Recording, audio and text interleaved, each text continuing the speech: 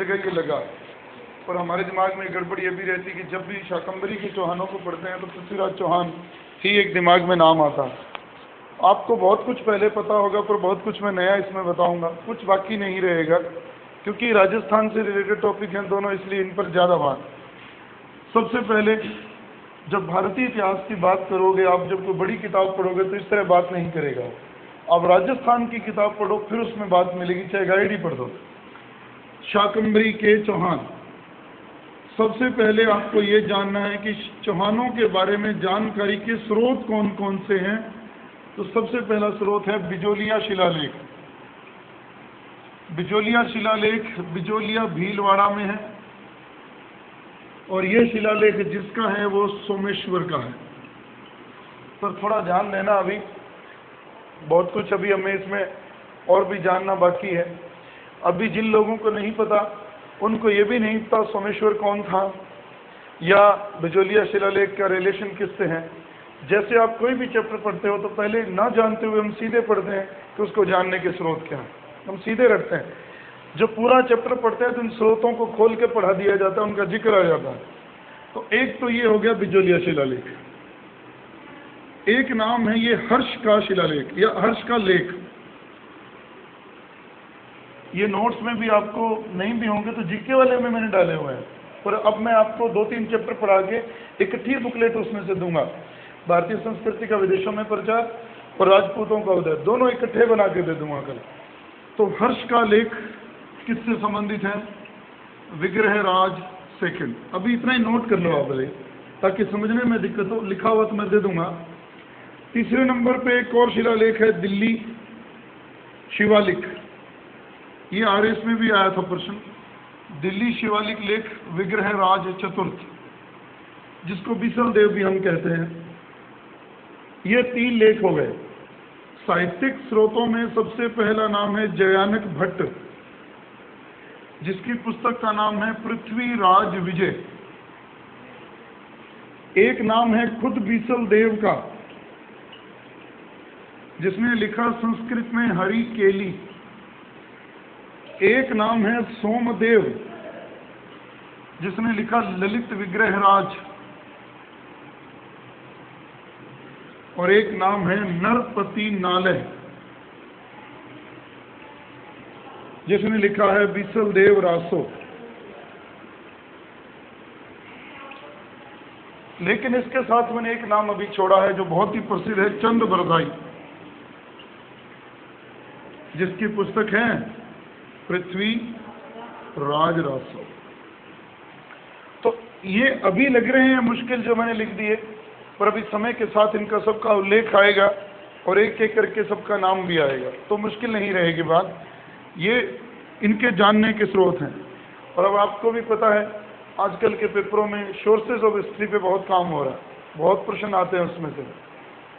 आप में से किसी ने कॉलेज लेक्चरर का पेपर दिया हो तो उसमें क्या है कि एक नोट्स बनाए मैंने पटवार के लिए, राजस्थान के इतिहास के स्रोत, शिलालेख, ताम्रपत्र, फारसी लेख, और उसमें हमारे अभिलेखागार हैं बीकानेर, जयपुर, जोधपुर। एक बहुत 4-5 पेजों का मैटर बनाया था, अगर किसी को, पर अब तो आप पेपर ही नहीं दे रहे। तो बिजोलिया शिलालेख, हर्ष का लेख, दिल्ली शिवालिक लेख, जयानक भट्ट, बिसल देव, सोमदेव और नरपति नालय और चंद बरदाई, ये तो आपने नोट कर लिया, अभी ये याद नहीं करना। अब मैं इन्हीं में से एक एक का जिक्र करके पूरी हिस्ट्री सुनाऊंगा, क्योंकि हमने जो भी पढ़ना है शाकंभरी के चौहानों से यहीं से बनाया है, हमारा अपना कुछ नहीं है। सबसे पहली बात, इसको मिटाने से पहले, जयपुर जिले में एक झील है खारे पानी की, जिसका नाम है सांभर।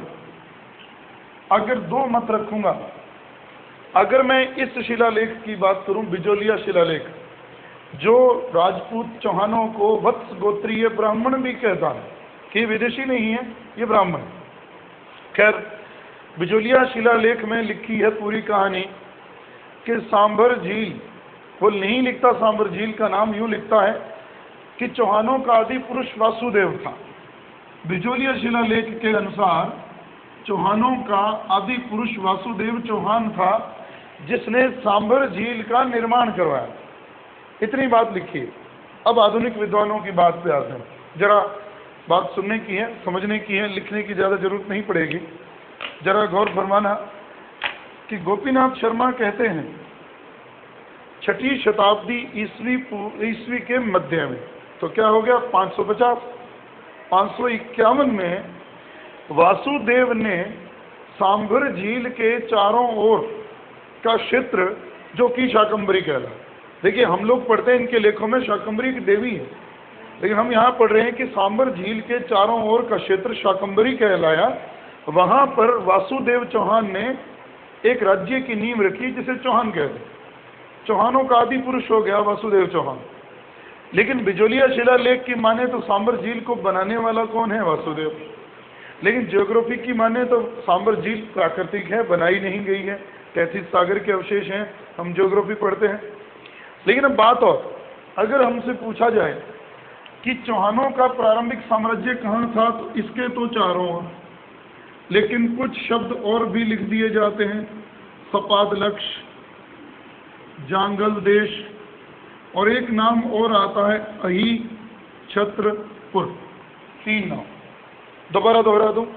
आधुनिक विद्वानों के अनुसार सांभर झील के चारों ओर का क्षेत्र शाकंभरी कहलाया। वही क्षेत्र इस नाम से जाना गया, सपादलक्ष। सपादलक्ष का मतलब होता है 1.25 लाख गांवों का समूह, लेकिन ये काल्पनिक बात है, ऐसा नहीं रहा होगा। जांगल देश, इसी एरिया का नाम बाद में ये बोला गया जांगल देश। अब सब जानते हो जब जोधा के बेटे बीकानेर की स्थापना की तो करणी माता का आशीर्वाद लेकर वो बीकानेर ही आए। तब बीकानेर नहीं था वो, तब क्या था? जांगल देश। बीका और नरा के नाम पर वो बीकानेर पड़ा है। तो कहते हैं करणी माता ने जब राय सिंह को बीका को वो आशीर्वाद दिया कि जोधा से तेरा प्रताप सवाया बढ़ेगा और बहुत से भूपति तेरे चाकर होंगे, तो यहाँ आके अपना राज्य स्थापित कर ले, तब ये नाम था जांगल देश। लेकिन उससे पहले ये नाम था सपादलक्ष, उससे पहले शाकंभरी। तीनों एक ही एरिया के नाम हैं। इसलिए चौहानों की पहली राजधानी रही अही छत्रपुर नागौर, ये याद रखना। एक अही छत्रपुर यूपी में भी है, पर ये है नागौर वाला अही छत्रपुर। पहली राजधानी उनकी अही छत्रपुर और बाद वाली राजधानी उनकी रही अजमेर, इसलिए उन्हें अजमेर के चौहान भी कह देते हैं।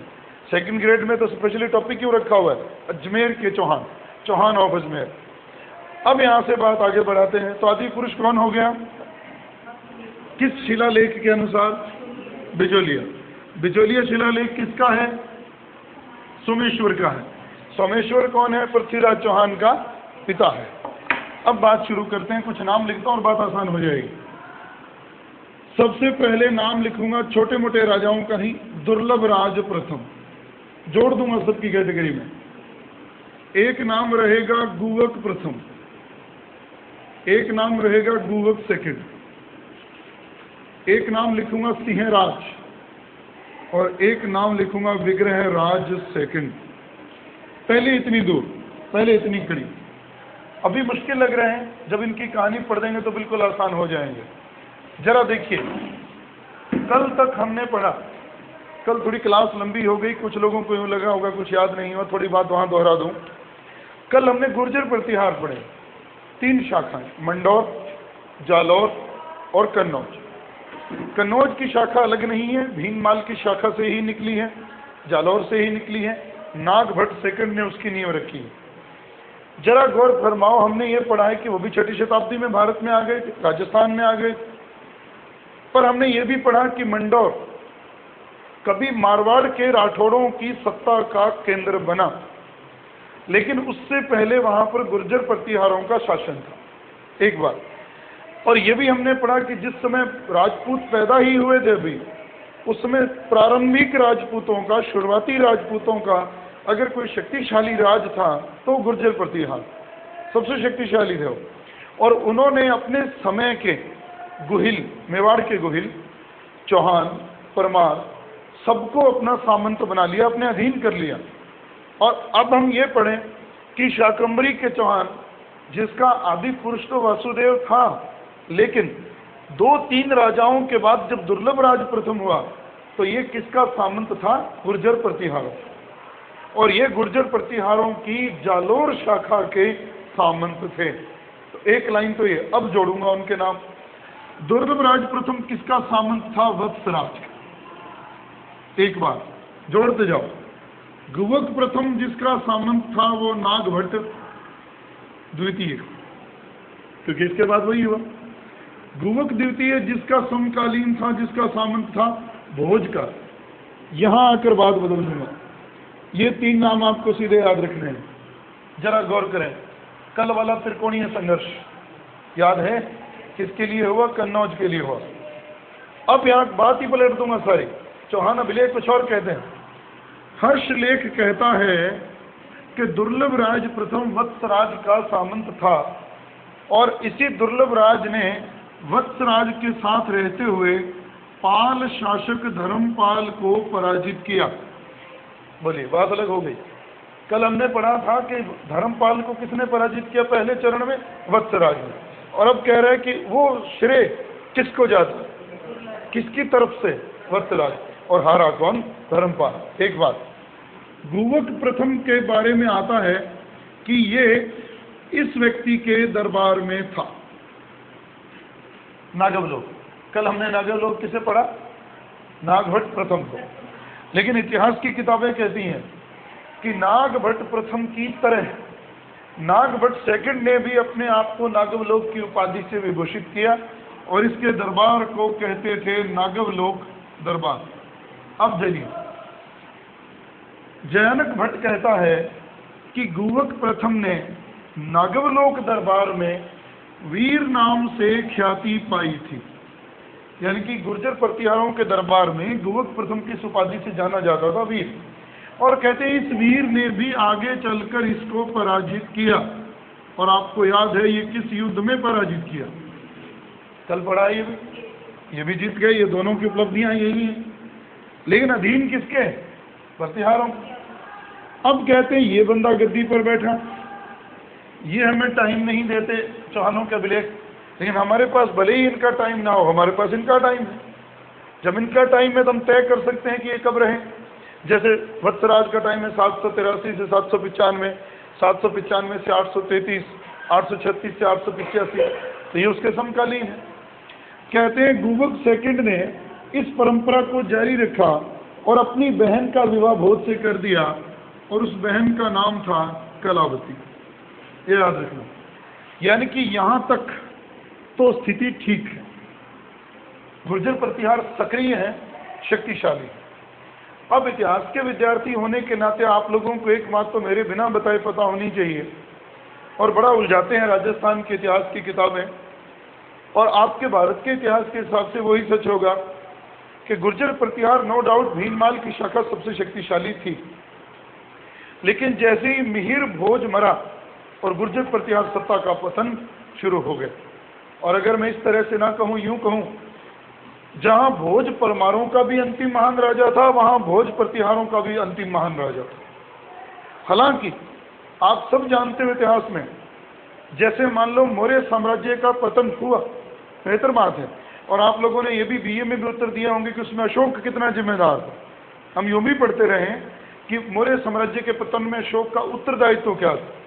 लेकिन आप कभी देखना, उत्तरदायित्व उस पर डाला जाता है कि उसकी धार्मिक नीति ने पतन कर दिया, स्तूपों और स्तंभों पर खर्च करने से उसके राजकोष को घाटा हुआ, खाली हो गया और मौर्य साम्राज्य पतन हो गया। एक पल के लिए हम मान भी लें कि अशोक जिम्मेदार था, लेकिन आपको यह भी तो पता है कि क्या अशोक के मरते ही वो पतन की प्रक्रिया शुरू हो गई थी? नहीं, समय लगता है उसे। वो चिन्ह तो प्रकट होने लगते हैं, लेकिन उनका परिणाम बहुत देर से आता है, और फिर एकदम बड़ी भयानक आंधी आती है। तो यहाँ देखिए, हालांकि भोज तक अच्छा था, भोज के मरते ही पता नहीं लगा कि पतन हो गया, लेकिन भोज के बाद शक्तिशाली राजाओं की परंपरा खत्म हो गई और वो धीरे धीरे टूटने लगा। किन के काल तक? महेंद्रपाल और महीपाल के काल। महेंद्रपाल और महीपाल इतने शक्तिशाली तो नहीं थे कि नया साम्राज्य बनाए, पर उनके काल तक कम से कम वो बिखरा तो नहीं, लेकिन धीरे धीरे उस बिखराव की शुरुआत हो चुकी थी। तब सवाल इसको यहाँ जोड़ रहा हूँ, गुवक सेकंड चौहानों का राजा और इधर भोज प्रतिहारों का राजा। जब तक भोज था तब तक इनकी औकात नहीं थी कि इनसे अलग हो जाए। भाई बात तो ठीक है, वो हरा लेगा उन्हें।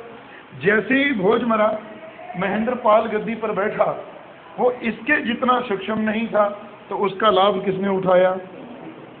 सिंहराज ने। और सिंहराज ने अगर आपको प्रश्न आ जाए, गुर्जर प्रतिहारों से चौहानों को स्वतंत्रता दिलाने वाला शासक था सिंहराज, और सिंहराज चौहानों का, शाकंभरी के चौहानों का पहला वो राजा है जिसने महाराजा धीराज की उपाधि धारण की है। ये ध्यान रखिएगा, बड़ा प्रश्न है ये, तो ध्यान रहे। गुर्जर प्रतिहारों को जब पतन को प्राप्त हुए गुर्जर प्रतिहार, तो सिंहराज ने महाराजा धीराज की उपाधि धारण करके चौहानों की स्वतंत्र सत्ता का आगाज किया, उनकी नींव रखी। अब भी आगे की बात आप बेहतर समझ सकते हो, आपको दिमाग में लानी है एक बात भाई। इसको भी समझने के लिए एक छोटी सी बात पे और भी गौर फरमाना। ये हम जब ये पढ़ते हैं एरिया, तो एक बात और पढ़ते हैं, जैसे मान लीजिए हम सब जानते हैं ये एरिया बहुत बार मैं पढ़ा चुका हूँ, राजस्थान, दिल्ली, पंजाब, हरियाणा, और ये एरिया आप उत्तर प्रदेश का मानते हो, और इसके साथ सटा हुआ है दोनों के साथ मध्य प्रदेश। अब यहाँ आइए, जब गुर्जर प्रतिहार कमजोर हो गए, ये अलग हो गया, फिर गद्दी पर बैठा विग्रहराज। तो विग्रहराज वही है जिसका हर्षलेख में लिख के गया हूँ जयपुर जिले में, ये वही सेकंड है। कहते हैं अब अगर ये कोई लड़ाई लड़ेगा तो क्या ये इनके लिए लड़ेगा? नहीं लड़ेगा, ये अपने लिए लड़ेगा। अब हम कह सकते हैं विग्रहराज सेकंड वो राजा है जिसने चौहान सत्ता का विस्तार किया। अब तक ये विस्तार तो कर रहे हैं, किनका? गुर्जर प्रतिहार, इसने विस्तार किया। शुरुआती राजा है, इतना ताकतवर नहीं है। इसने टटोला कि मैं अब साम्राज्य विस्तार करूं तो किस पर हमला करूं, कमजोर कड़ी कौन दिखी? कमजोर कड़ी ये दिखी, गुजरात। अभी अभी गुजरात में एक राजा ने चालुक्य राज्य की नींव रखी थी, मूलराज प्रथम ने शुरुआत की थी चालुक्य राज्य की। शुरुआत करते ही उसके ऊपर बिजली गिरी, किसकी? विग्रहराज सेकंड। विग्रहराज सेकंड ने अभी अभी नई राज्य बने हुए चालुक्य सत्ता के स्थापित हुई को उस पर हमला कर दिया। मूलराज हार गया। मूलराज हार गया तो समुद्र तट पर एक जगह इतिहास में हम पढ़ते रहे हैं बहुत, बड़ौच, भृगुकच्छ, जिसको बेरी गाजा भी संगम काल में हमने पढ़ा। बड़ौच में विग्रहराज सेकंड ने अपनी कुल देवी का मंदिर बनवाया जिसका नाम है आशापुरा माता। किसको हराकर? मूलराज। मूलराज कौन?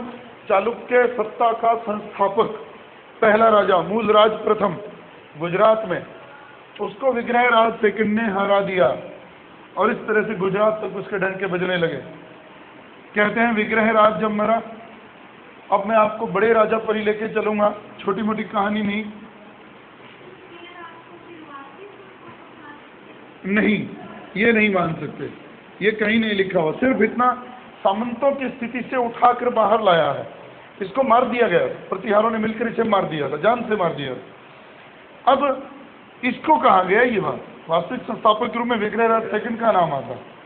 अब सवाल ये, अब मैं आपको एक नाम देता हूं, ये जहां से अब सारी कहानी आसान है। अजय राज,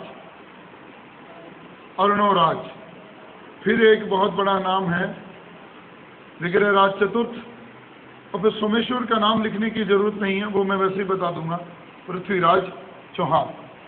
अब टाइम भी लिखूंगा। कहते हैं जब विग्रहराज द्वितीय ने शुरुआत कर दी, एक बड़ा राजा हुआ अजय राज चौहान। एक नाम मैं पीछे भी लिखना चाहता था पर वहां नहीं, पर मैं बात यहीं क्लियर कर दूंगा।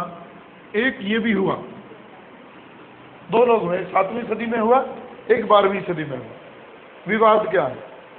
विवाद तो पेपर में नहीं आएगा, पर फिर भी किस तरह से आएगा आप सब जानते हो। अजमेर में एक दुर्ग है गढ़बीठली, अजमेर दुर्ग और अजमेर नगर। एक विवाद है कि वो किसने बनवाया। बहुत से विद्वान में थोड़े से विद्वान तो इसके साथ जाते हैं, बहुत सारे विद्वान इसके साथ जाते हैं। अब आपको क्या करना है, अगर पेपर में आता है अजय मेरू नगर किसने बसाया, तो यही आता है पेपर, तो ये है अजय मेरू नगर तो 12वीं शताब्दी में इसने बसाया है अजय राज ने। हालांकि अजय मेरू दुर्ग किसने बनाया, इस पर विवाद है कि अजय पाल ने बनवाया कि अजय राज ने बनवाया।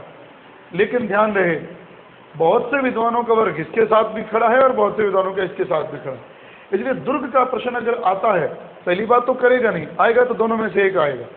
फिर अजय पाल अजय अजय राज आए कोई फर्क नहीं पड़ता, लेकिन अजमेर नगर बसाने वाला यही है, अजय राज। एक तो इसके साथ ये बात पढ़नी है, अजय राज चौहान। इसका टाइम था 1113 से 1130। एक बात, अभी बात खत्म नहीं हुई, अभी बात बड़ी मजेदार है जो हम बहुत कम पढ़ते हैं।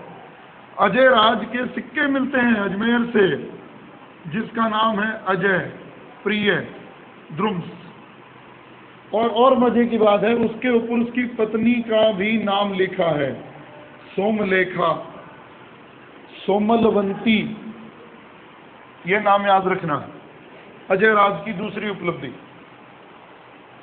गोपीनाथ शर्मा, डॉक्टर गोपीनाथ शर्मा कहते हैं अजय राज का काल शाकंभरी के चौहानों के निर्माण का काल। निर्माण क्यों? कि उसने ये बनवाया, अजय मेरू नगर बसाया, उसने अजय प्रिय द्रुम्स नाम के सिक्के चलाए, अजमेर से मिलते हैं। तीसरी बात, अब आपको समझ थोड़ी कम आएगी पर फिर भी, इन दिनों में यहां पर परमारों का राज था, जिसको आप पढ़ते भी हो, मालवा के परमार। और इसका समकालीन एक परमारों का राजा था नरवर्मा। नरवर्मा ने देखा कि ये बड़े ताकतवर होते जा रहे हैं। नरवर्मा ने अपने सेनापति भेजा अजय राज को हराने के लिए। अजय राज ने उसे बंदी बना लिया और ये कहा कि तुम हाथ जोड़ के आओ मेरे सामने, तब छोड़ूंगा। और जिसे बंदी बनाया था उसका नाम ये था, सुल्हाना। 3 चीजें याद रखनी है अजय राज, बस इससे बाहर नहीं जाएगी बात, बहुत अंदर तक हमने पढ़ लिया। अजय राज 12वीं शताब्दी का है, अजय मेरू नगर बनवाया है, अजय प्रिय द्रुम्स नाम के सिक्के चलाए हैं। गोपीनाथ शर्मा कहते हैं कि इसका काल चौहानों के निर्माण का काल है।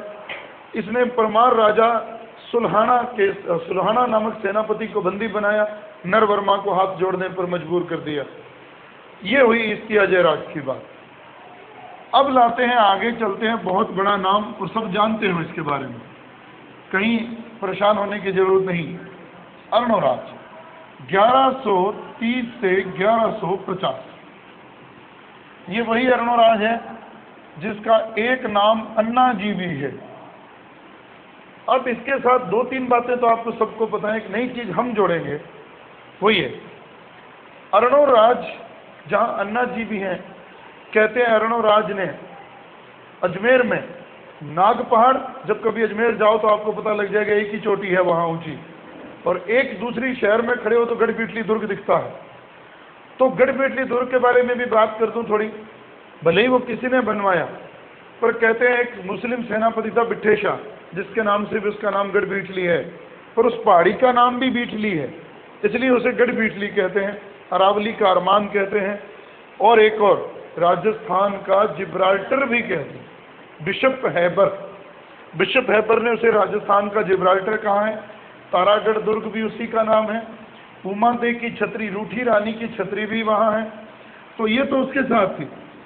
अर्णोराज ने कहते हैं अजमेर में अन्ना सागर झील का निर्माण करवाया अपने नाम से, अन्ना सागर। पर इसके साथ बातें बहुत जुड़ी, इतनी ही नहीं, अन्ना सागर झील क्यों बनवाई गई? कल्पना है कि तुर्कों के खून से सनी हुई धरती को धोने के लिए अन्ना सागर झील बनवाई, जिसमें चंद्रा नदी का पानी आता। अगर आज ज्योग्राफी पढ़ो तो चंद्रा तो एक लिंक है, नदी पानी का आता था, बांडी का।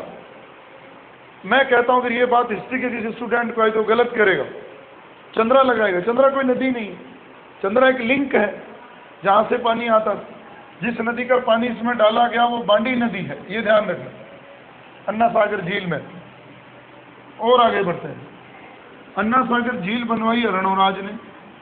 अन्ना सागर झील वो जगह है जहां पर कालांतर में सलीम ने, जहांगीर ने दौलत बाग बनवाया।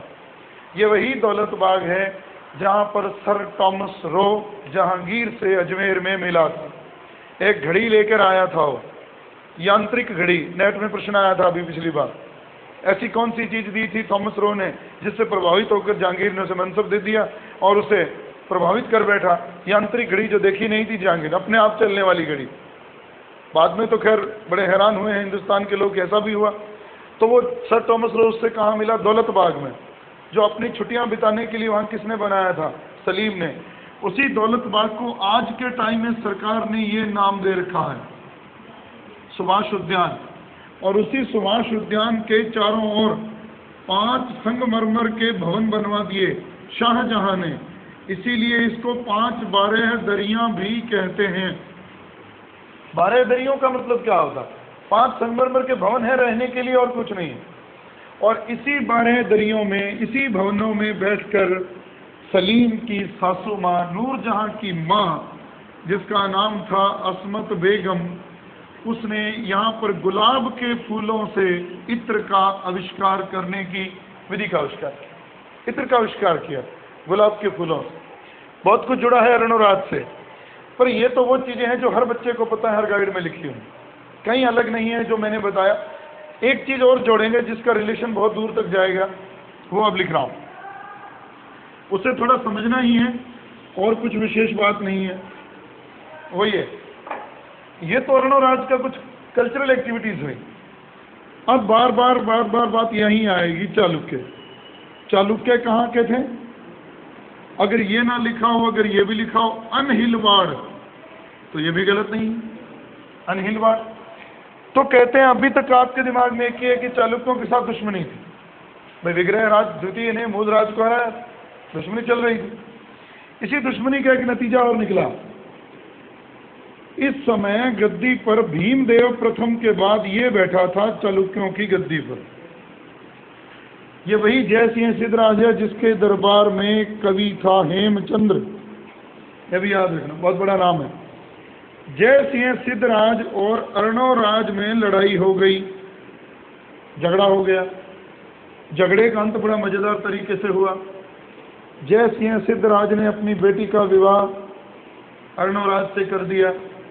वो बेटी का नाम था कांचन देवी, याद रखें। जयसिंह सिद्धराज चालुक्य है, अरुणोराज चौहान है। दोनों में झगड़ा हुआ। झगड़े का अंत एक विवाह संबंध से हुआ, और वो विवाह संबंध क्या हुआ? जयसिंह सिद्धराज की बेटी कांचन देवी का विवाह अरुणोराज से हो गया, और इसी कांचन देवी की कोख से पैदा हुआ था सोमेश्वर, जो पृथ्वीराज चौहान का पिता। यानी कि अब हमारे पास उत्तर ये है कि सोमेश्वर किसका बेटा है? अरुणोराज का। सोमेश्वर किसका बेटा है? कांचन देवी। इसके साथ आप एक बात और जोड़ सकते हो, सोमेश्वर का बचपन कहाँ बीता? गुजरात में, चालुक्यों के काल में। और आप अगर बीए में पढ़ के आए तो एक नाम पढ़ते हो, आगे चलकर एक और चालुक्य राजा हुआ, कुमारपाल चालुक्य। और उसी कुमारपाल चालुक्य के नाम पर एक किताब है, कुमारपाल चरित, किताब भी लिखी हुई। तो कुमारपाल चरित के साथ खेल कर ये बड़ा हुआ, और उन्हीं चालुक्यों ने सोमेश्वर का विवाह भी गुजरात में रहते हुए कर दिया। विवाह कहाँ किया? मध्य प्रदेश के जबलपुर में, आज जो जबलपुर है, कभी वहां पर एक राज्य था जिसका नाम था त्रिपुरी के कलचुरी। ये बात तो पेपर में नहीं आती, पर अगर आ गई तो मुश्किल है। गाइडें पढ़ते हैं, गाइडों में गलती की हुई है, वो अभी बाद में बात करेंगे। दोबारा चलिए, सिद्धराज और अरुणोराज में झगड़ा हुआ। जयसिंह ने अपनी बेटी कांचन देवी का विवाह किससे कर दिया? अरुणोराज से। उसकी कोख से पैदा हुआ सोमेश्वर। सोमेश्वर वहीं पला बढ़ा। इसके बराबर इनका बच्चा था कुमारपाल चालुक्य। दोनों वहीं खेलते हुए बड़े हुए। इसने बड़े अभियान भी किए। कहते एक बार वहां अभियान करने गए त्रिपुरी के राज्य पर मध्य प्रदेश में, वो राजा हार गया। उसने अपनी बेटी का विवाह किससे कर दिया? सोमेश्वर से। तो ये जो त्रिपुरी के कलचुरी राजा, उसका नाम था अचल राज, और उस अचल राज की बेटी का नाम था कपूरी देवी। और ये कपूरी देवी पत्नी किसकी बनी? सोमेश्वर की। और इन्हीं की संतान था पृथ्वीराज चौहान। आपको और कुछ नहीं पता हो, इतनी बात तो सब जानते हो, पृथ्वीराज चौहान सोमेश्वर का बेटा था। पृथ्वीराज चौहान की माता का नाम कपूरी देवी था। ये बात तो हम लगभग जानते हैं। पर यहाँ ये गड़बड़ होती है, गाइडें क्या कर देती हैं, वो लिखते हैं कि कपूरी देवी तोमर वंश की राजकुमारी थी अनंगपाल तोमर, ऐसा नहीं है, गलत है ये। अचल राज की बेटी थी त्रिपुरी के कलचुरी राजा, जिसका नाम है कपूरी देवी। अब बात यहाँ, ये तो मैं ले गया बहुत दूर तक बात, लेकिन हम चल कहाँ रहे हैं? अर्णोराज। ये बात दोबारा भी आ जाएगी। अर्णोराज के बारे में अभी और भी बातें कहते हैं। अर्णोराज ने पुष्कर में वराह मंदिर का निर्माण करवाया, जिसे बाद में जहांगीर ने तोड़ दिया और उसकी मूर्तियों को समुद्रों में फेंकवा दिया और मांस तोलने के लिए पत्थरों के रूप में काम लिया। हालांकि जहांगीर को हम ज्यादा उत्पाती मानते नहीं हैं, पर उसके जीवन की 2-3 घटनाएं बहुत बड़ी हैं। गुरु अर्जुन देव जी को मृत्युदंड, राजौरी के हिंदुओं को दंड देना और कुछ ये काम करना, बाकी सब ठीक थे। दोबारा दोहरा रहा हूँ, अर्णोराज ने अन्ना सागर झील बनवाई, उसको सुभाष उद्यान में तब्दील कर दिया सरकार ने। जो दौलत बाग बनवाया था जहांगीर ने, 5 बारह दरिया मतलब 5 संगमरमर के भवन शाहजहां ने बनवाए। वहीं थॉमस रो मिला था, वहीं अस्मत बेगम ने इत्र का आविष्कार किया। बांडी नदी का पानी इस झील में आता था। अर्णोराज का झगड़ा जयसिंह सिद्धराज से हुआ, उसने अपनी बेटी कांचन देवी का विवाह कर दिया, उससे सोमेश्वर पैदा हुआ। सोमेश्वर का विवाह कपूरी देवी से हुआ। किस कहाँ का था वो? त्रिपुरी के कलचुरी राज्य का।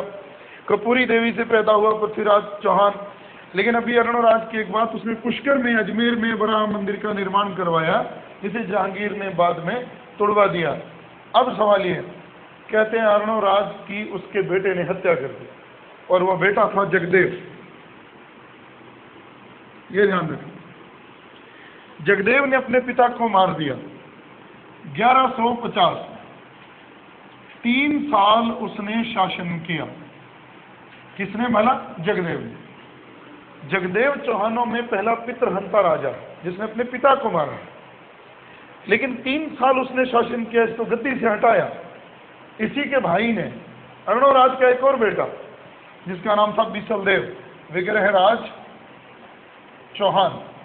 बीसलदेव चौहान कह लो और विग्रहराज चौहान कह लो, एक ही बात। ये ध्यान रखना। अब बड़ी बातें आएंगी यहाँ, बहुत लंबा चैप्टर है इसका। चौहान पूरे हो जाएं आज, बड़ी गनीमत होगी। बीसलदेव चौहान का टाइम है 1153 से 1163 लगभग ये। अब बातें करता हूं इसकी शुरू, और यहां से प्रश्न ही प्रश्न, एक भी लाइन मिस करने की नहीं। बीसलदेव चौहान, विग्रहराज चतुर्थ, एक ही बात। बीसलदेव चौहान जब गद्दी पर बैठा तो एक बड़ी उपलब्धि बता रहा हूं, उल्टे चल रहा हूं आपको, उस तरह से नहीं जो आप जानते हो, हरिकेली नाटक, 2.5 दिन का झोंपड़ा, कोई बात नहीं हो, बात बाद में। मैंने एक नाम लिखा था, दिल्ली शिवालिक लेख, शुरू में दिल्ली से प्राप्त हुआ, शिवालिक की पहाड़ियों की तलहटी में है, तो दिल्ली शिवालिक लेख हो गया। किससे संबंधित है? इसी ने लिखवाया है। ये क्या प्रूव करता है, ये जानना। दिल्ली शिवालिक लेख का प्रश्न आया था RAS प्री में, उसने तो इतना ही पूछा था, दिल्ली शिवालिक लेख का संबंध किससे है? बीसलदेव से। लेकिन इस पर क्या प्रूव करता है, वो बड़ी जानने की बात है। कहते हैं बीसलदेव के काल में तुर्कों का एक आक्रमण हुआ उत्तर पश्चिम से, और वो आक्रमण करने वाला नेता था खुसरव शाह। उसको इसने पराजित कर दिया। जब उसको इसने पराजित कर दिया, उसकी पुष्टि कौन करता है?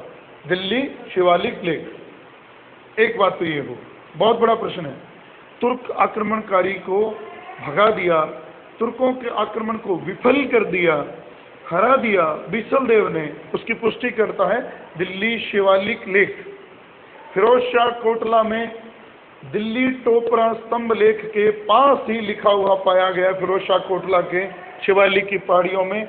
यह है दिल्ली शिवालिक लेख, जो बीसलदेव का। एक और बात, हमने बीसलदेव के बारे में जानकारी के एक स्रोत और भी पढ़ेंगे, बिजोलिया शिलालेख। हमने नाम लिया था शुरू में, किसका है बिजोलिया शिलालेख? सोमेश्वर का, आगे आएगा नाम।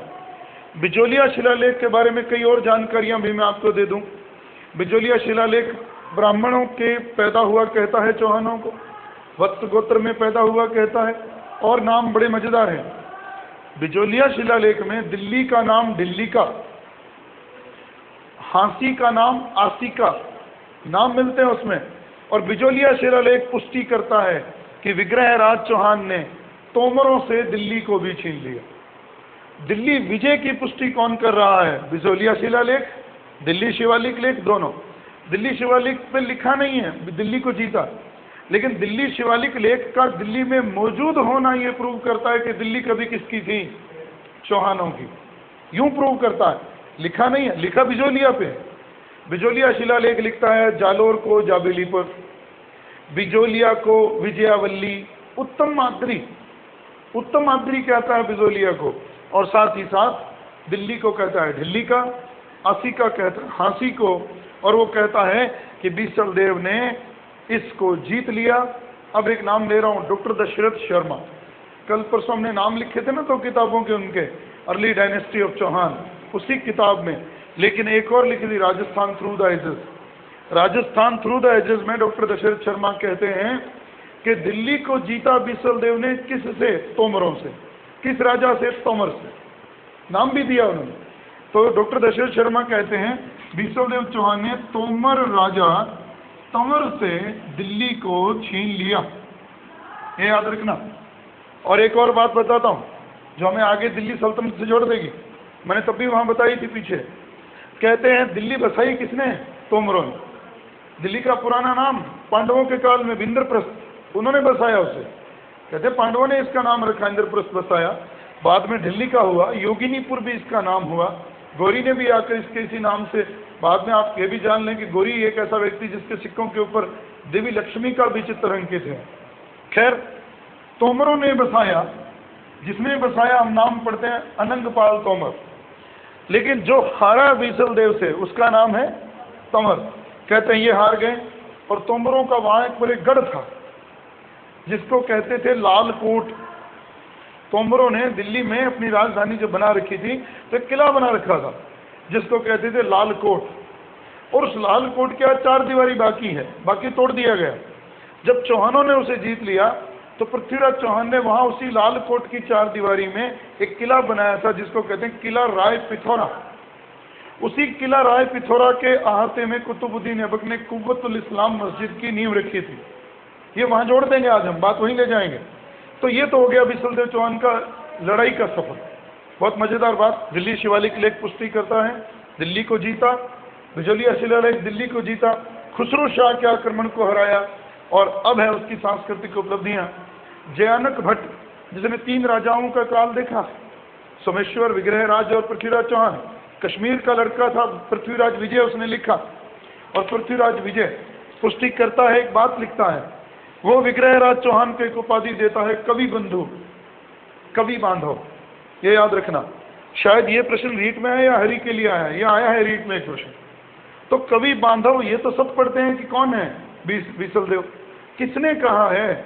जयानक भट्ट, पृथ्वीराज विजय के लेखक। अभी आगे क्यों कहा कवि बांधव? कवियों का भाई, कवियों का आश्रयदाता। क्यों? कहते हैं बीसल देव ने खुद भी एक नाटक लिखा, हरिकेली। ये तो सब जानते हैं। हरिकेली किस भाषा में लिखा गया? संस्कृत में लिखा गया।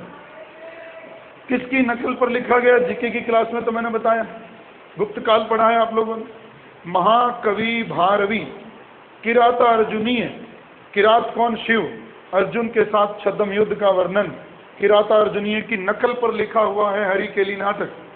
संस्कृत का नाटक है।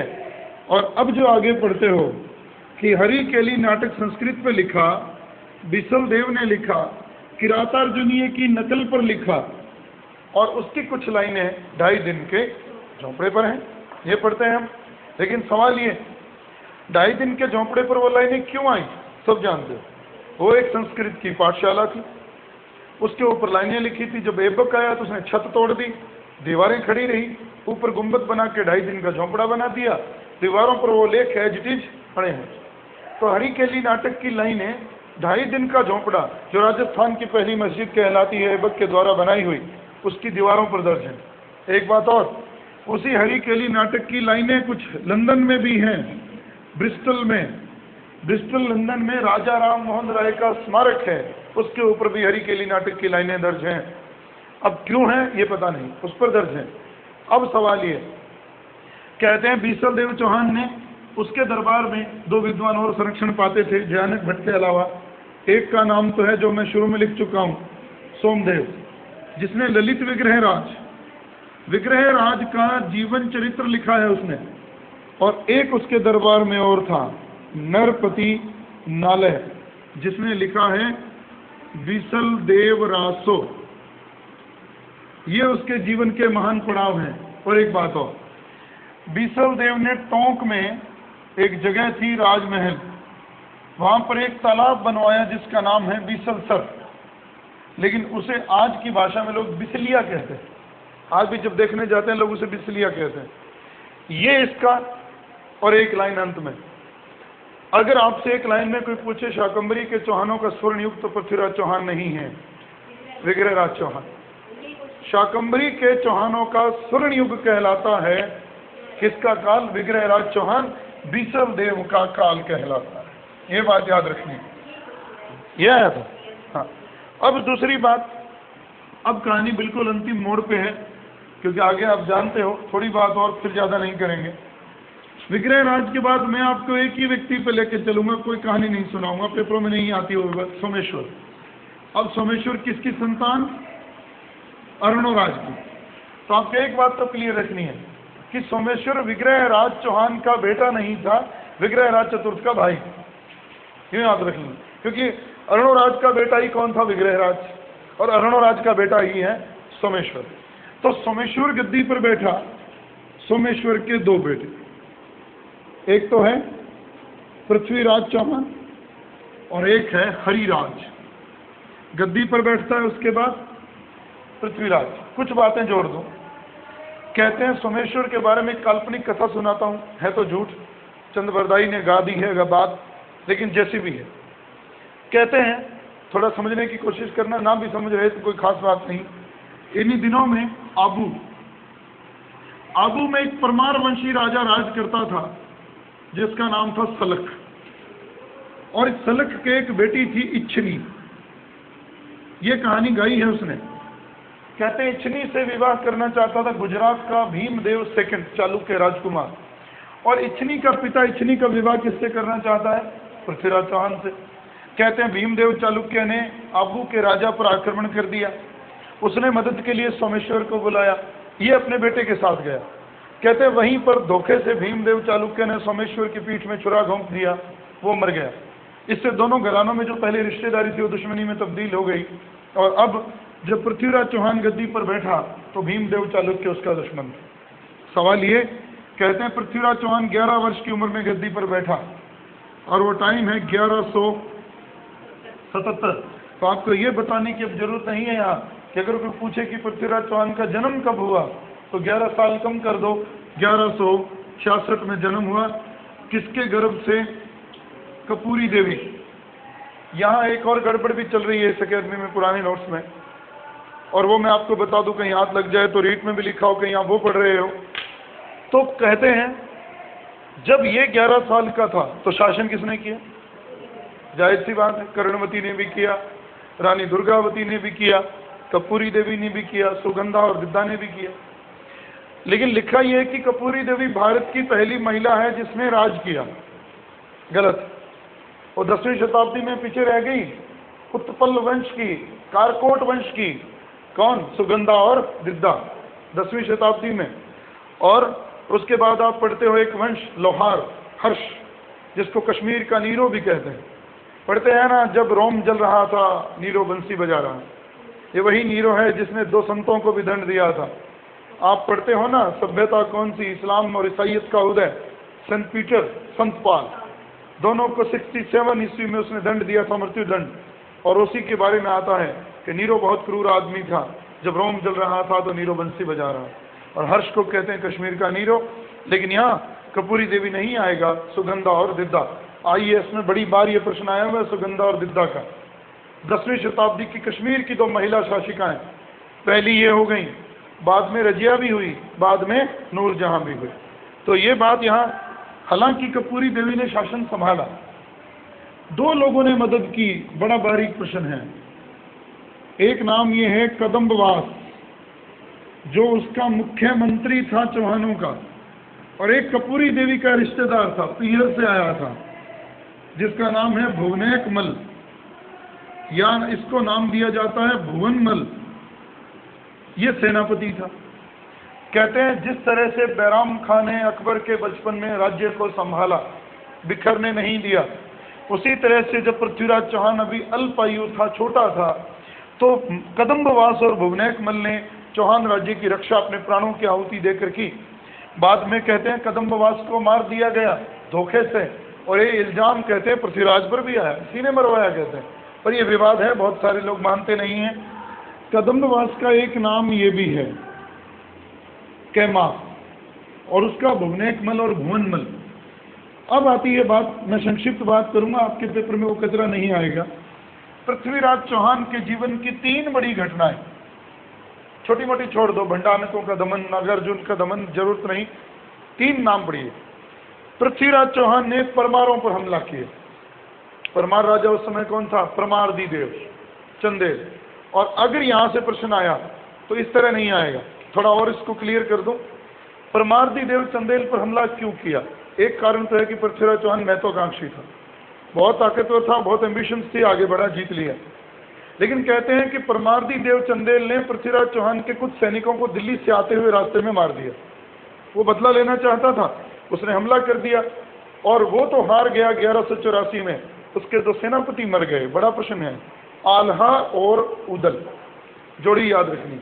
किसके सैनिक थे? परमारों के, चंदेलों के, जेजाक भुक्ति के चंदेल। अब जेजाक भुक्ति क्या है? वही मध्य प्रदेश, जेजाक के नाम पर जेजाक भुक्ति पड़ा।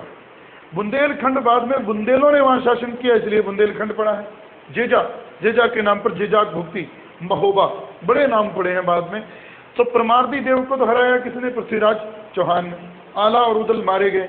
अगर आपके पेपर में प्रश्न आ जाए, स्कूल लेक्चरर में आज से तीसरे कंपटीशन पीछे आया हुआ है कि चंदेलों की सत्ता का अंत किसने किया? पृथ्वीराज चौहान ने नहीं किया, कुतुबुद्दीन ऐबक ने किया है 1203 में। थोड़ा गौर करना, अभी जोड़ दूंगा बात। 1178 में किससे हारा? गौरी चालुक्यों से, भीमदेव सेकंड से हारा। दोबारा किससे हारा? पृथ्वीराज चौहान 1191 में। 1192 में जीत गया। 2 साल बाद जयचंद को हरा दिया चंदावर के युद्ध में, कन्नौज भी जीत लिया। आगे बढ़कर 1203 में मालवा भी जीत लिया, चंदेल जीत लिए। 1203 में कौन मरा? परमारदी देव। तो ये थोड़ा ध्यान रखना, इसने सिर्फ हराया है, कमजोर किया है।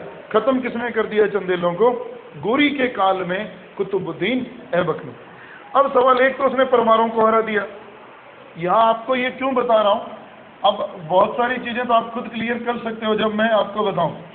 अब आपको यहाँ ये भी समझना है, भाई मान लो ये एरिया है, उसने जीत लिया मध्य प्रदेश, यहाँ वो खुद बैठा है, ये गुजरात हो गया, ये मध्य प्रदेश हो गया, ये यूपी, और ये बीच में छोटे छोटे टुकड़े, ये तो गया। इससे दुश्मनी ऑलरेडी है, अभी बता चुका हूँ, सोमेश्वर को मारा था। बचे क्या? ये एरिया। दिल्ली तो चौहानों की है, उसमें कोई शक नहीं है, तोमरों से जीत चुके हैं वो। दिल्ली के बादशाह कौन है? चौहान। बचा क्या? पड़ोसी तो यही बच गया। पंजाब जरूर पृथ्वीराज चौहान के हिस्से में था, बठिंडा पृथ्वीराज चौहान के हिस्से में था, जिसको तबर हिंद कहते थे तब, उसके हिस्से में था। पर यहाँ ध्यान रखना, उत्तर प्रदेश में एक जगह थी ना कन्नौज, और कन्नौज में किनका शासन था? गहड़वालों के राजा इस समय कौन थे? जयचंद गहड़वाल। और आपने 2-3 नाम भी पढ़े होंगे, आपको ही पढ़ना। श्री हर्ष का नैषद चरित गहड़वालों के दरबार में लिखा गया, विजय चंद गहड़वाल। गोविंद चंद गहड़वाल के दरबार में कौन था? लक्ष्मीधर, करते कल्पतरू लिखा उसने। तो गहड़वालों का तो किताब भी आएगी पेपर में, आई तो। और जयचंद गहड़वाल के एक बेटी थी संयोगिता। अब सवाल ये, लोग इस कहानी को बड़ा तूल देते हैं, पर इस कहानी की सच्चाई मैं बता दूं, संयोगिता जरूर उसकी बेटी थी। और इस कहानी को गढ़ने वाला भी कौन है? चंद्रवरदाई है, जो कहता है कि एक बार उसने एक यज्ञ किया और उस यज्ञ में बड़े राजाओं को बुलाया जयचंद ने। उस यज्ञ में उसने सोचा राजा तो आएंगे ही, मैं अपनी बेटी का स्वयंवर भी रचा दूं, संयोगिता का रचा दिया। बहुत सारे राजकुमार आए और उसमें पृथ्वीराज चौहान को आमंत्रित नहीं किया गया, बल्कि उसकी बेइज्जती करने के लिए उसकी मूर्ति बनाकर दरवाजे के मुख्य दरबार पर टांग दी, जहां से लोगों का आना जाना होता था। खबर मिली पृथ्वीराज चौहान को, बहुत आग बबूला हुआ। इससे भी काम चल जाता तो ठीक था। संयोगिता ने वरमाला कहते हैं उस मूर्ति के गले में डाला। ये जयचंद का दुर्भाग्य नहीं था, ये पृथ्वीराज का दुर्भाग्य नहीं था, ये हिंदुस्तान का दुर्भाग्य था कि उसने माला उसके गले में डाल दी। क्या हुआ इससे? पृथ्वीराज चौहान आया, संयोगिता को उठा के ले गया, गंधर्व विवाह कर लिया और दोनों घरानों में दुश्मनी।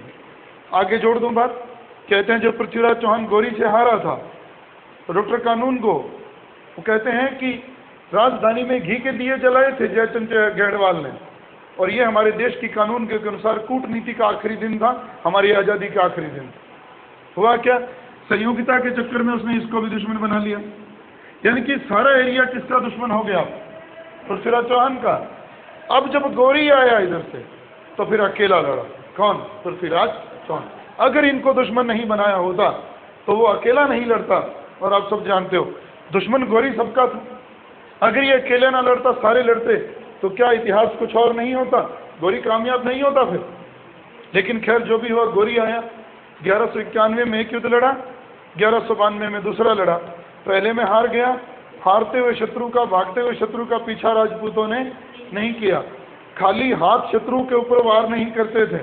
पर ये बात मैं हमेशा हर क्लास में कहता हूँ, हमारे राजस्थान के इतिहासकार इनका पक्ष ले जाते हैं कि बड़ा वीर था, भागते हुए शत्रु का पीछा नहीं किया, धर्म युद्ध लड़ा। चलो यहाँ तो धर्म युद्ध लड़ते हो, युद्ध के मैदानों में शराब लेके जाते हो, युद्ध के मैदानों में नाचने गाने वाली महिलाओं को लेके जाते हो, वहाँ धर्म कहाँ गया आपका? आपके चरित्र का पतन तो इतना हो चुका है कि आप किस युद्ध को क्या जीतोगे। वो सेना जो शराब के नशे में धुत होती है रात को, गौरी ने किया क्या? दूसरे युद्ध में उस समय आक्रमण किया जब उसके सैनिक सुबह उठे ही थे अभी, और उनको लड़ने का अवसर ही नहीं दिया, उसने भाग गए।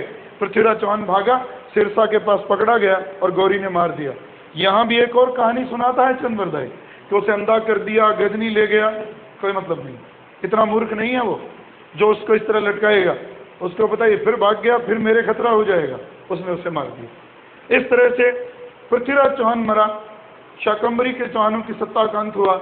शाकंभरी के चौहानों की सत्ता में पृथ्वीराज चौहान का हारना देश की बहुत बड़ी घटना थी, युग परिवर्तक घटना थी। देश में हिंदू राजाओं का काल खत्म हो गया और दिल्ली सल्तनत की स्थापना के रास्ते खुल गए। हालांकि दिल्ली सल्तनत की स्थापना मोहम्मद गौरी ने नहीं की, कुतुबुद्दीन ऐबक ने की। उसी को पहला शासक माना जाता है गुलाम वंश का। अभी मैं बात इसी से आगे ही बढ़ा देता हूँ, सिलेबस इसी के ठीक आगे ले चलते हैं और आप अगली कड़ी में प्रवेश कर रहे हो। बहुत से बच्चे तो अब जानते हैं, जो लोग नहीं जानते उनके लिए एक बात और बिल्कुल सिंपल, नहीं बताने की, पर फिर भी सवाल ये, हम यहाँ से पढ़ना शुरू करें, थोड़ा गौर कीजिए। 1192 में कौन हारा? पृथ्वीराज चौहान। 1194 में हारा जयचंद, 1203 में हारे ये, और इसके बीच में लिख दूं 1197 में चालुक्यों के राजा भीमदेव को भी उसने हरा दिया। कुतुबुद्दीन ने अहिलवाड़ को लूटा, बदला लिया अपनी पुरानी हार का, क्रम से जीत लिया, उसने जीत लिया। अब उत्तरी भारत, ये एरिया अब किसका हो गया? गौरी, उससे आगे नहीं। हालांकि गौरी आगे तक गया था, गौरी यहाँ तक भी आया था, लेकिन ये हिस्सा उसके जीते जी उसके पास था। अब ध्यान रखना, गौरी अभी यहीं था। अब बहुत कुछ उथल पुथल हुई, सारी नहीं बता पाऊंगा। आप सब जानते हो चौहानों की रणथंभौर सत्ता की स्थापना हुई। अगर आप हिस्ट्री जीके में राजस्थान को पढ़ते हो, पृथ्वीराज चौहान का बेटा था गोविंदराज। गोविंदराज ने मांग कर पैसे देकर ले लिया रणथंभौर, किससे? गौरी। तो रणथंभौर की शाखा की स्थापना हो गई। इस तरह छोटे मोटे राजा जैसे ही गौरी मरा सिर उठाने लगे। तो अभी बात हम यूं निकालेंगे, कहते हैं गौरी अभी देश में ही था और अपने बहुत सारे गुलामों के साथ आया था। ये तो सब जानते हो, गुलाम वंश, बहुत सारे खरीदे हुए गुलाम लाया था। और गौरी कहा करता था, मेरे एक बेटा नहीं, मेरे हजारों बेटे।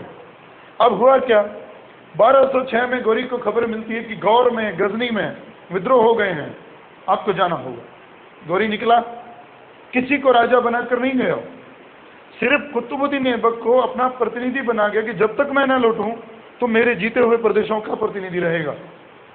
चला गया, देश कोई पार नहीं किया। सब जानते हो, लाहौर में शाम की नमाज अदा करने के वक्त वो बैठा और उसकी पीठ में खोखर जाति के किसी लड़के ने छुरा घोंप दिया और 1206 में मोहम्मद गौरी की ही लीला समाप्त हो गई और वो मर गया। गौरी तो मर गया, समस्या खड़ी हो गई। एक ऐसी समस्या पर मैं जिक्र कर रहा हूं जो शायद आप ध्यान नहीं देते, बहुत बड़ा प्रश्न आई इस लेवल का, यही बता रहा हूं। अब जरा इसी ढांचे को पढ़ा रहने दीजिए और इसी को ही समझना, किताब में नहीं लिखा है, एक लाइन लिखी है इल्तुतमिश के काल में और आप गौर ही नहीं करोगे। ये थी हमारे हिंदुस्तान की उस समय शक्ल। और ये हमारा एरिया किसके हिस्से में था? गौरी के। गौरी कहाँ से आया था? गजनी से। गौरी यहाँ आकर इतना सब जीत गया, तो ये राज्य गौरी का तो है ही, साथ में ये राज्य किसका है?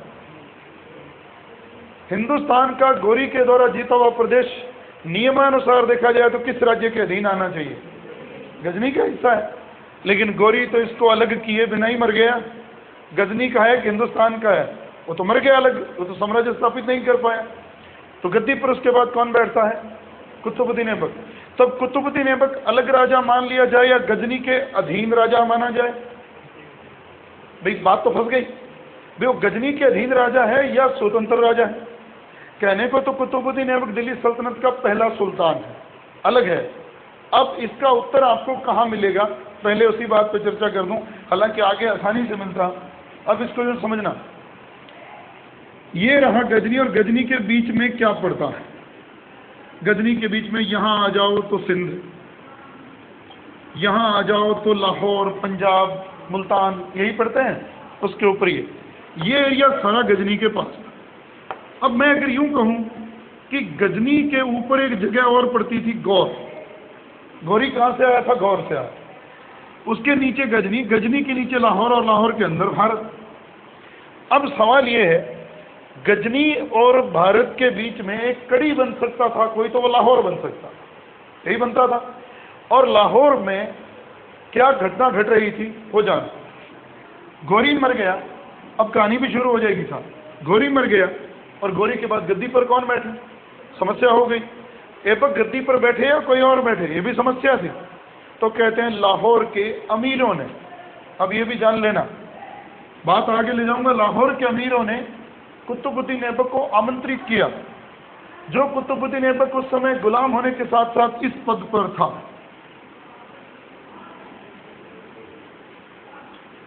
सिपह सालार, मलिक और सिपह सालार, इसी नाम से वो गद्दी पर बैठ गया। तो इसलिए कहा गया कुतुबुद्दीन ऐबक दिल्ली सल्तनत का पहला सुल्तान था, जिसने सुल्तान के नाम से शासन नहीं किया, मलिक और सिपह सालार। वो कभी भी गौरी की गद्दी पर नहीं बैठा, कभी भी दिल्ली नहीं आया। कहाँ रहा वो? लाहौर में रहा।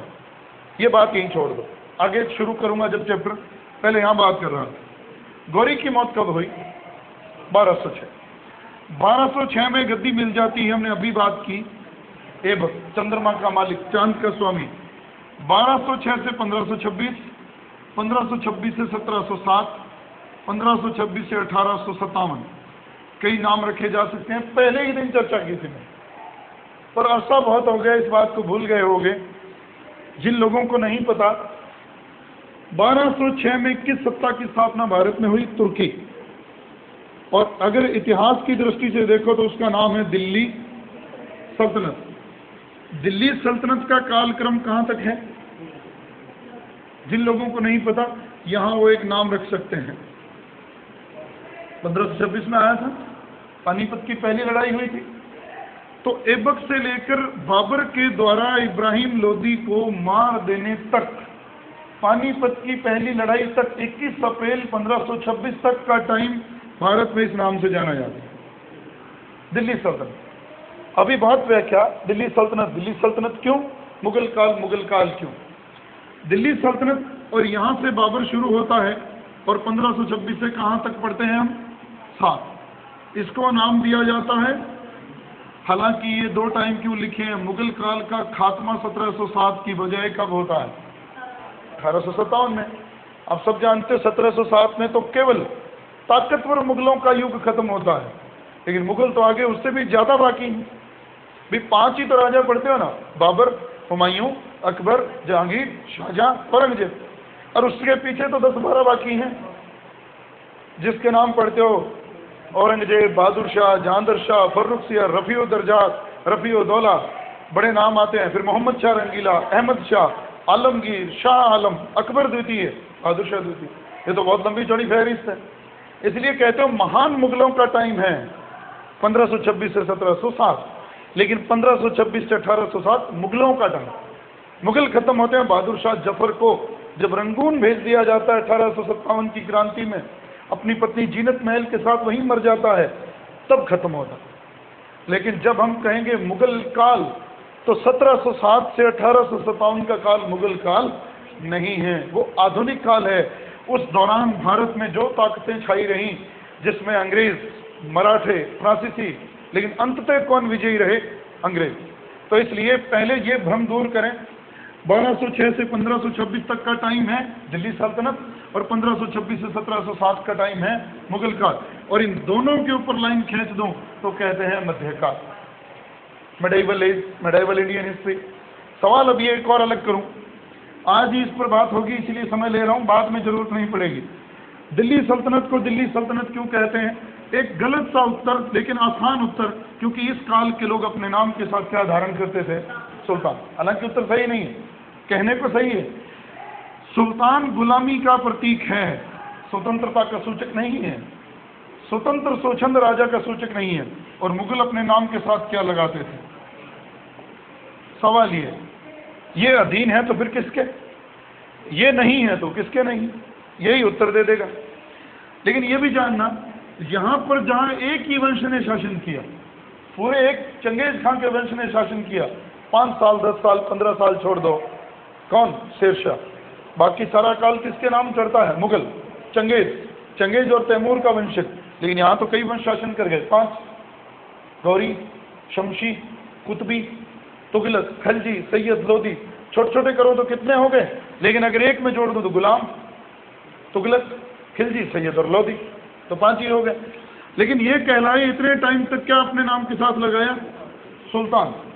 सुल्तान अधीन है किसके? खलीफा। खलीफा कौन? लायक बेटा। हमने इस्लाम में बात की, नाम पढ़े ना, हजरत अली, अबू बकर, उस्मान, नाम पढ़ते हैं ना ये लोग, जो लोग खलीफा हो गए, जिन्होंने इस्लाम धर्म की जड़ें काट दी, इस्लाम को बढ़ाने के लिए लोगों के गले काटे उन्होंने जिहाद के नाम पर। खैर यहां बात ये करूं, मोहम्मद साहब के उत्तराधिकारियों को खलीफा कहा गया, और ये खलीफा वो हैं जो इस्लाम जगत के धर्मगुरु बन गए। किसी भी सुल्तान को रजिस्टर्ड सुल्तान होने की हक तभी मिलता था जब खलीफा लोग उसे लिखित में दे देते, खिलाफत, खिल्लत जो हम कहते हैं। और ये अब क्या हो गया जरा ध्यान दो, अल्लाह के बाद कौन और खलीफा के बाद कौन? तो क्या हो गया? सुल्तान अल जिल्ली अल्लाह। सुल्तान पृथ्वी पर अल्लाह की छाया है, जो किसकी छाया में शासन करता है? तो इसलिए ये हो गए सुल्तान। किसके अधीन? खलीफा, स्वतंत्र नहीं। अब यहां आ जाइए, मुगल काल, इन्होंने नाम के साथ क्या लगाया? और बादशाह अल्लाह के बाद सीधा है। याद हो अबुल फजल ने कहा था, अल्लाह पृथ्वी पर दैवीय कृपा है, और ये पद उसको मिलता है जिसमें 1000 लोगों के गुण एक साथ हैं, जिसको कहते हैं फर्रे इजादी। अगर आपने किताब पढ़ी हो गौर से, किया खुरा, दो शब्द पढ़ते हैं, अबुल फजल कहता है, फर्रे इजादी कहता है दैवीय प्रकाश, और फर्रे इजादी का दैवीय प्रकाश, किया खुरा संस्कृत का मतलब है आध्यात्मिक प्रकाश, कि पृथ्वी पर ईश्वर का प्रकाश है बादशाह। और वो कौन कहता है? अकबर, अल्लाह अकबर जिसे कहते हो, जल्ले जलाल हु कहते हो। अब अल्लाह, अब यहाँ क्या कहते हैं? सुल्तान अल जिल्ली अल्लाह, वहाँ कहते हो जिल्ले जलाल हु, यानी कि स्वयं अल्लाह का प्रकाश है यहाँ।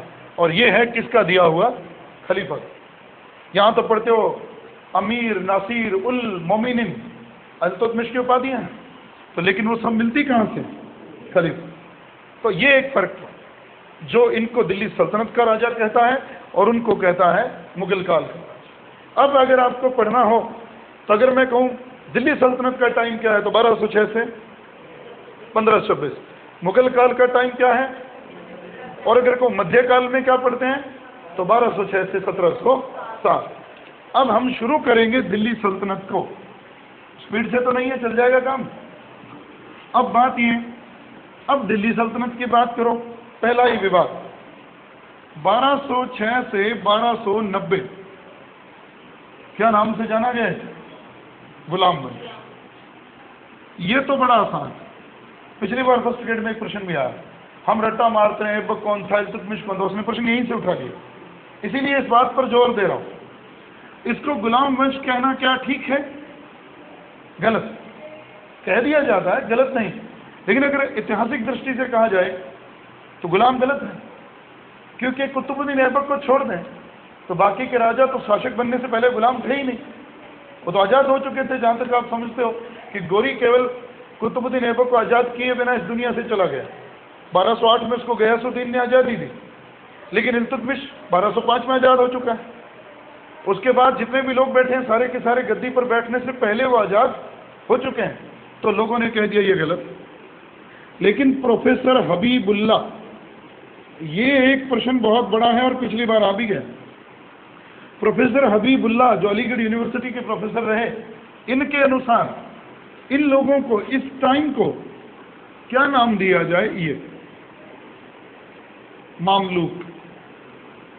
अभी बड़े प्रश्न पिछली बार आया कि अभी ये भी नहीं आया, उसने क्या पूछा वो बात करेंगे। हबीबुल्ला के अनुसार मामलूक कौन होते हैं? मामलूक वो जिनके माता पिता तो कभी गुलाम नहीं रहे, उनके बेटे कभी न कभी गुलाम रहे। जैसे ऐबक को खरीदा गया, इल्तुतमिश को भी खरीदा गया, माता पिता तो गुलाम नहीं थे, इल्तुतमिश गुलाम था, लेकिन राजा बनने से पहले आज़ाद हो गया। माँ बाप गुलाम नहीं, बेटा किसी जमाने में गुलाम रहा, शासक बनने से पहले गुलाम नहीं था। तो स्वतंत्र माता पिता से उत्पन्न दास क्या कहलाता है? तो ये ठीक परिभाषा है। लेकिन फिर बात हमने क्या लिखा है? 1200। अब अगर मैं यूं कहूं, मामलूक सुल्तानों का युग कौन सा है? 1206 से गुलाम सुल्तानों का युग, पठानों का युग, ये भी कहा गया है। आशीर्वादीलाल श्रीवास्तव कहते हैं भूलवश इन्हें पठानों का युग भी कह दिया जाता है, जो कि गलत है। पेपर में प्रश्न क्या आया पिछली बार? निम्नलिखित में से कौन सा एक मामलूक सुल्तान नहीं था? अब ऑप्शन मैं रख दूं, मैं भूल गया। इल्तुतमिश, ऐबक, बलबन, जलालुद्दीन खिलजी। आपको उत्तर पता नहीं है, आपको ये पता है कि मामलूक सुल्तानों का युग कहाँ खत्म हो जाता है और जलालुद्दीन खिलजी गद्दी पर कब बैठता है? 1290। और याद रखना, मैंने जब पीछे पढ़ाया था तो ये कहा था कि ये गुलाम नहीं थे, खिलजी कोई जाति नहीं है। अफगानिस्तान में एक नदी है हेलमंद नदी घाटी, उसके चारों ओर का क्षेत्र खलजी कहलाया, इसलिए वहां ज्यादा समय तक रहने के कारण लोगों ने इनको खलजी कह दिया। और एक बात और याद रखना, खलजियों ने खलीफा की सत्ता को मान्यता, और याद हो कुतुबुद्दीन मुबारक खिलजी अपने आप को कहता था खलीफा। ये वही व्यक्ति है जिसके दरबार भाटों और चारणों का, नाचने वालों का स्वर्ण युग था। दरबार में कई बार बिना कपड़ों के आता, याद है ना वो व्यक्ति, कुतुबुद्दीन मुबारक खिलजी, अपने आप को स्वयं को खलीफा कहने वाला। इसीलिए मामलुक सुल्तानों का युग कहाँ खत्म हो जाता है? 1290। जलालुद्दीन खिलजी ना गुलाम था, ना राजा बनने से पहले गुलाम था, ना राजा बनने के वक्त गुलाम था। इसलिए जलालुद्दीन खिलजियों से मामलुक सुल्तान, गुलाम सुल्तानों का नाम नहीं आता। ये पिछली बार प्रश्न है। निम्नलिखित में से मामलुक सुल्तान नहीं था तो जलालुद्दीन खिलजी, ये ध्यान रखना। अब इस बात को शुरू करते हैं। हम पहले इस युग को पढ़ेंगे 1206 से 1290। आप बोल देना भाई जब बस करना। थक तो मैं भी गया हूं, पर कोई बात नहीं। अब आज इसमें थोड़ा टाइम लगना था, अब कहानी पटरी पे है। ऐबक 15 मिनट का काम है, आप सब जानते हो, एक पेज का है ऐबक। अगर प्रश्नों की बात करूं तो मात्र 5-7 प्रश्न है। कहानी सुनाऊं तो बहुत बड़ी है, पर आप लोगों को थोड़ी इसमें उलझन है, उसे ठीक कर दूं। बोर्ड की जरूरत नहीं, थोड़ा सुनिएगा, कहानी मजेदार है, बनाई जा सकती है। गोरी के बेटा नहीं था, कहते हैं गोरी कहता था मेरे हजारों बेटे हैं क्योंकि मेरे हजारों गुलाम। और इल्तुतमिश को खरीदा था ऐबक ने, ये ध्यान रखना, एक के बाद एक ने खरीदा है। बलबन को खरीदा था इल्तुतमिश ने, पहले यही पता हो। ऐबक को खरीदा गोरी ने, गोरी इल्तुतमिश को खरीदा ऐबक ने। और तो बात मैं आगे बताऊंगा। कहते हैं ऐबक तुर्क था, और जब वो पैदा हुआ तो उसके माता पिता ने उसे काजी को बेच दिया। काजी फखरुद्दीन, निशापुर के काजी, उसने खरीद लिया। जब काजी साहब मर गए उन्होंने, और एक और बता दूं, उस जमाने में तुर्क देश में गुलामों को खरीदकर उनको पढ़ाना लिखाना योग्य बनाने की परंपरा थी, और कहते हैं वो लोग अपना पैसा चुकाकर आज़ाद भी हो सकते थे। तो कहते हैं उन्होंने ऐबक को पढ़ाया लिखाया। जब काजी साहब मर गए तो काजी के बेटों ने उसको बेचकर पैसे कमा लिए और उसको गोरी ने खरीद लिया। वो गोरी उसको साथ लेकर आ गया। और उसे एक बहुत बड़ा पद भी दिया बाद में, अमीर ए आखूर। ये याद रखना, अमीर ए आखूर का पद उन लोगों को दिया जाता था जो घोड़ों के अस्तबल के अध्यक्ष होते थे, अमीर ए आखूर। और एक शब्द और ले दूं, सर ए जानदार, सरे जानदार, किसी भी शासक का पर्सनल अंगरक्षक, सरे जानदार। ये पढ़ने से पहले दो शब्द और पढ़ लेना, बार बार जिक्र आएगा। ये अमीर और उलेमा, ध्यान रहे, अमीर कौन? सिविलियन, दरबार में ऊंचे पदों पर हैं लेकिन सिविलियन है, सैनिक नहीं, ऊंचे पदों पर। उलेमा कौन? धर्माधिकारी, धर्म के ठेकेदार। सूफी आंदोलन याद है, बहाउद्दीन जकारिया ने शेखुल इस्लाम का पद ग्रहण किया था, किससे? इल्तुतमिश से। धनवान संत कहते हैं उसे, क्यों? शेखुल इस्लाम कौन? उलेमाओं का प्रधान, पुजारियों का प्रधान, धर्माधिकारियों का प्रधान, और वो अमीर हो गए उच्च दरबारी। और इन दो लोगों ने, इन दो पदों ने दिल्ली की राजनीति को जितना प्रभावित किया उतना शायद किसी राजाओं ने नहीं किया। कठपुतली बनाया इन्होंने लोगों को। तभी बात आगे चलते हैं। कहते हैं गौरी की भारत में जो विजय थी उन सब का श्रेय किसे जाता है? कुतुबुद्दीन ऐबक। उसने यहाँ रहते हुए कुछ हार कुछ जीत। अभी राजस्थान का इतिहास आपके सिलेबस में नहीं है, वरना मैं आपको रणथंभौर के चौहान का हमीर देव पढ़ा था, जालोर का कान्हड़ देव पढ़ा था, और अगर मेवाड़ में जाते तो जैतर सिंह पढ़ा था। बड़े नाम है। जैतर सिंह के साथ इल्तुतमिश का झगड़ा हुआ, नागदा को जला दिया इल्तुतमिश ने, लेकिन जैतर सिंह ने उसे हरा दिया भूताला के युद्ध में। सिंगोली के युद्ध में हमीर देव सिसोदिया ने मोहम्मद बिन तुगलक को हराया। बहुत से नाम आते हैं, लेकिन शुरू की बात करें तो ऐबक का बड़ा रोल था राजस्थान को जीतने में। जालोर, रणथंभौर, इनको, इन शाखाओं की अभी स्थापना नहीं हो पाई थी, शुरू ही हुए थे और इनके ऊपर अधिकार कर लिया। लेकिन गौरी जैसे ही पलटा, कुतुबुद्दीन ऐबक को गद्दी दिए बिना मर गया, ये बात हम कर चुके हैं। उसे गद्दी पर बिठाने वाले कहाँ के अमीर? लाहौर के में बैठ गया। लेकिन अब एक सवाल आपके दिमाग में खुद ब खुद उठना चाहिए कि क्या कुतुबुद्दीन ऐबक अकेला गुलाम था? नहीं, और भी हजारों थे। उसमें कुछ लोग योग्य भी थे, और उन योग्य लोगों का नाम याद कर लो कुतुबुद्दीन ऐबक का चैप्टर खत्म। 3 नाम हैं, ताजुद्दीन, यल्दूज। ये नाम जरूर मुश्किल है, पर कुतुबुद्दीन ऐबक यहीं खड़ा है। ताजुद्दीन,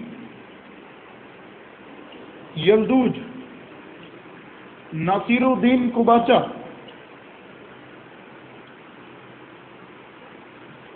दो नाम, और एक नाम है लखनौती का अली मर्दान खां, और एक नाम रहा इल्तुतमिश। ये गुलाम रह गए 4, और एक खुद ऐबक। अब सवाल एक और है, ऐबक को तो गद्दी तो देके कोई नहीं मरा, लेकिन ऐबक के ऊपर मोहर लगा गया। कौन? गौरी के। मेरे जाने के बाद जब तक मैं ना लौटूं तब तक मेरे जीते हुए प्रदेशों के प्रतिनिधि के रूप पर कौन शासन करेगा? आप करो। और अमीरों ने इस पर मोहर लगा दी, लाहौर में इसने राजधानी बना ली। अब आपके सामने कुछ चीजें रख रहा हूं, वो याद कर ली तो पूरी बात। ताजुद्दीन यल्दूज गजनी का स्वामी बन गया, गजनी का एरिया जीत लिया। गजनी से लेकर पंजाब तक का एरिया इसके पास, लाहौर भी इसने जीत लिया। नासिरुद्दीन कुबाचा सिंध का स्वामी था। ये जाननी है 2 बातें। इल्तुतमिश जिसका गवर्नर था, बदायूं का गवर्नर था।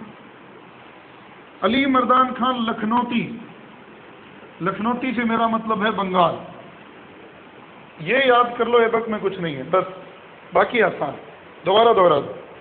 मैंने अभी थोड़ी देर पहले नक्शे में एक बात बताई, क्या माने ऐबक को? गजनी का सुल्तान माने या भारत का सुल्तान माने? क्यों कहा था? अब उत्तर है। कहते हैं ताजुद्दीन यल्दूज गजनी का स्वामी बन गया गौरी के मरने के बाद उसकी कमजोरी का लाभ उठाकर, और गजनी का था गौरी, तो उस हिसाब से अब गजनी का शासक कौन है? तो यल्दूज दिल्ली को भी क्या मानता है? अपने अधीन। कभी दिल्ली मेरी है, कोई बैठ जाए, मैं गजनी का हूं तो दिल्ली गजनी की है। अब ऐबक के सामने सबसे बड़ी मुसीबत थी इसको शांत रखना, लेकिन यह भी कमजोर था। इसके ऊपर एक और बला बैठी, आज जिसे आप अफगानिस्तान कहते हो, जिसे किसी जमाने में कहा गया ख्वारिज्म। अब ये भी नाम याद रखना है, ख्वारिज्म के शाह, वो गजनी को अपने अधीन मानते थे।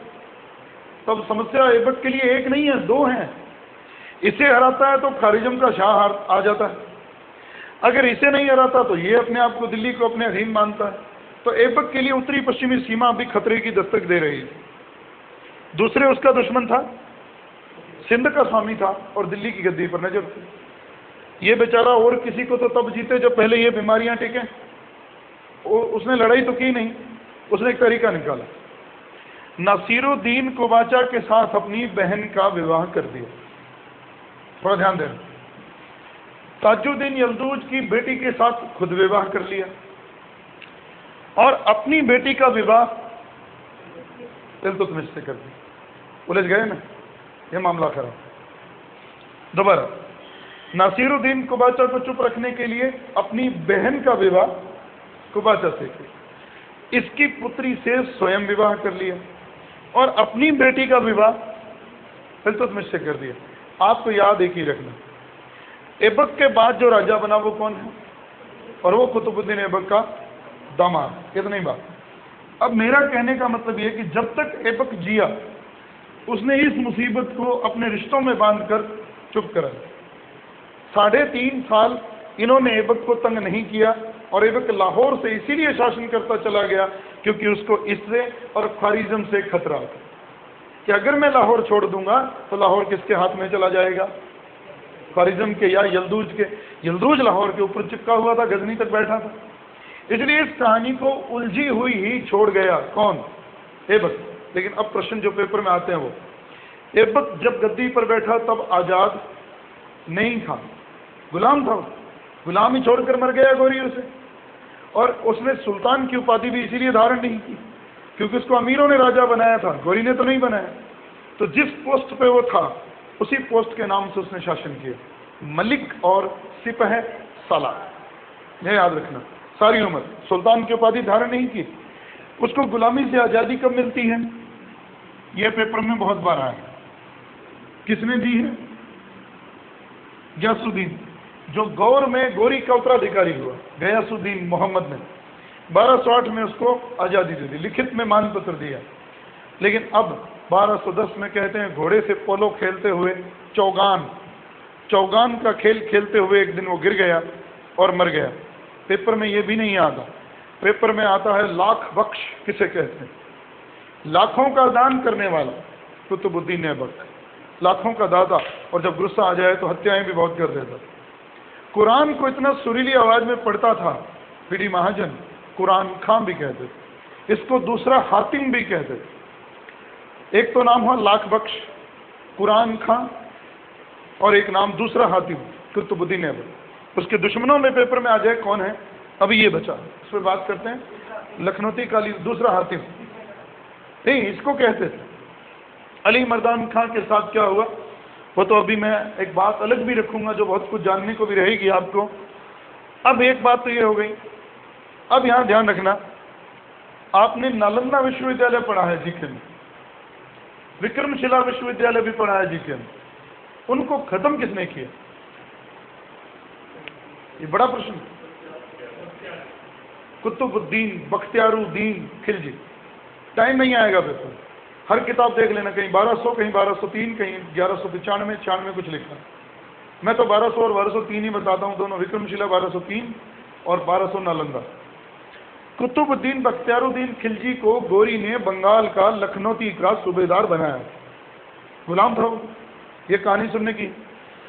जब वो वहां सूबेदार था तो बख्तियारुद्दीन खिलजी को एक अली मर्दान खां नाम के बंदे ने जान से मार दिया।